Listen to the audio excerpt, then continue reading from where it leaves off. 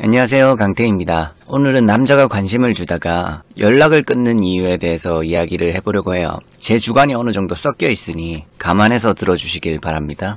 첫 번째는 썸을 탈 때 관계에서 미적지근해지는 경우입니다. 이 경우는 여자들이 보통 남자한테 어장을 당했다고 생각하는 경우가 꽤 많던데, 그게 아니라 매우 높은 확률로 여자의 반응이 뜨뜻미지근해서 그런 겁니다. 아무래도 남자 쪽이 리드하는 경우가 많아요. 왜냐하면 훨씬 능동적으로 대시하고 리드하고 싶다는 욕구 자체도 남자가 더 많은 경우가 많죠. 반대로 여자분들은 좀 더 보호받길 원하는 경우가 많겠죠. 하지만 이 이야기를 들으시면 이런 말을 하실 수 있어요. 나는 충분히 잘했고 리액션 또한 잘해준 것 같은데? 라고 저한테 반문을 하실 수도 있어요. 여기서 웃긴 점은 남자가 그렇게 느꼈다는 게 제가 주장하는 포인트입니다. 사실 뜨뜻미지근하다는 경계가 굉장히 애매해요. 개개인이 느끼는 게 다 달라요. 지 주관이 엄청 많이 섞여서 그래요. 그래서 그러는 겁니다. 여튼 반응이 별로라서 그런 거예요. 리액션이 꽤 좋았더라도 반응이 나한테는 재미가 없어서, 나랑 가치관이 안 맞아서, 취향이 안 맞아서, 대화하는 느낌이 안 맞아서 지루할 수도 있는 거죠. 이런 것도 반응이 별로라는 단어에 전부 포함시킬 수 있는 것들입니다. 이 경우는 반응을 잘해주는 게 문제가 아니에요. 그 반응이 그 사람한테 질리거나 전혀 취향에 맞지 않는 거죠. 두 번째는 이건 썸일 때가 아니라 연애를 하는 기간 중에 잘해주다가 연락이 서서히 줄어드는 경우를 말하는 겁니다. 일단 남자들은 어느 정도 정복욕 같은 게 있어요. 이걸 먼저 이해하셔야 합니다. 실제로 남자분들은 공감을 많이 하실 거야.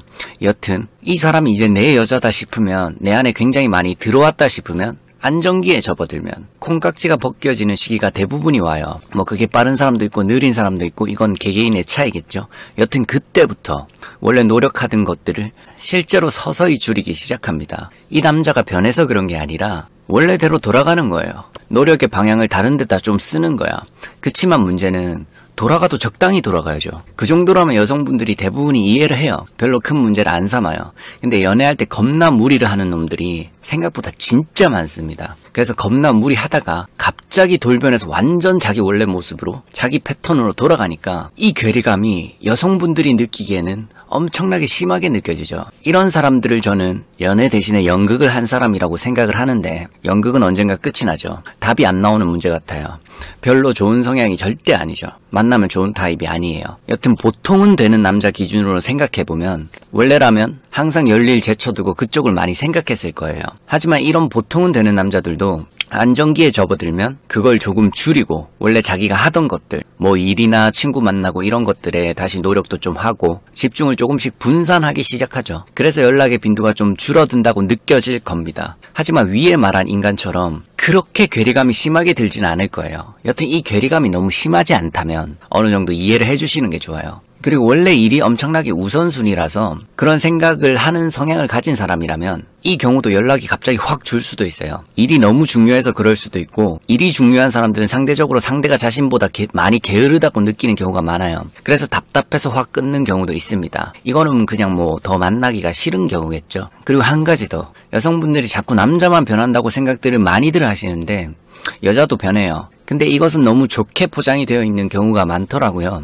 괴리감이 심한 남자도 있는 것처럼 괴리감이 심한 여자도 많이 있습니다. 그러니까 여자는 사실 좋아하는 감정은 남자보다 좀 더 천천히 많이 생기는 것 같은데, 그렇게 천천히 많이 생기면서 그 감정이 커질수록 실제로 내숭도 없어지고요. 서운한 것들도 실제로 더 많이 생겨요. 그러니까 이런 거야. 가까운 사람일수록, 나한테 좋은 말만 해주던 친구일수록 그 사람이 조금만 나한테 매정하게 대하면 되게 상처받고 되게 서운해하잖아요, 사람들이. 그런 심리가 강력하게 발동하는 거예요. 그래서 마음이 더 좋아진 만큼 원래 집착을 많이 하는 사람이라면 집착을 굉장히 더 많이 하게 되고, 원래 서운한 걸 많이 느낀다면 더 많이 서운해하게 되고, 원래 불안감이 많은 사람이라면 이런 분은 남자친구 사소한 행동 하나하나를 뚫어져라 더 자세히 주시하기 때문에 계속 더 불안감이 심해지고 커지겠죠. 이러다 보니까 남자가 더 해줘야 된다고 자기가 느끼는 타이밍인데 오히려 조금 줄어들었잖아요. 그리고 나는 서운함이 더 커졌어. 이러면 이제 두 사람이 동시에 괴리감이 엄청나게 생기는 거지.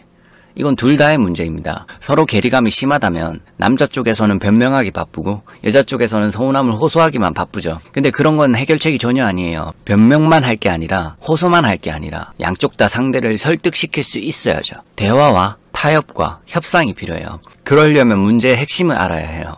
그리고 내 감정도 제대로 알고 이해하고 상대 감정도 어느 정도 이해하고 그걸 둘 중 하나 누군가는 이걸 말로 잘 표현을 해야 되죠. 그래서 서로 대화와 타협을 통해 납득을 한 채로 그리고 맞춰가며 조절하는 게 굉장히 중요해요. 이게 적어도 한쪽이라도 가능해야 돼. 협상을 못하는 사람이 너무 많아. 회피만 하는 사람들도 되게 많아. 자기 스스로가 자문자답하면 아마 알 거예요. 문제가 생기면 짜증만 내는지 문제가 생기면 회피만 하는지 이런 것은 고치는 게 길게 보면 무조건 좋습니다. 이걸 안 하면 진짜 얼마 안 가서 이별로 바로 직행되거든요. 이유가 분명히 있는데도 자기는 이유도 모르고 이별당했다고 생각할 수도 있죠. 그래서 논리적인 생각을 하는 습관, 그걸 말로 표현하고 타협하는 습관과 연습은 살면서 항상 조금씩은 하는 게 좋습니다. 이렇게 두 가지를 알아봤어요. 남자가 연락 끊거나 줄이는 경우를 사실 좀 더 자세하게 길게 다룰 수도 있지만 요새 너무 제가 긴 영상들만 제가 올려대가지고 여기까지만 하겠습니다. 뿅!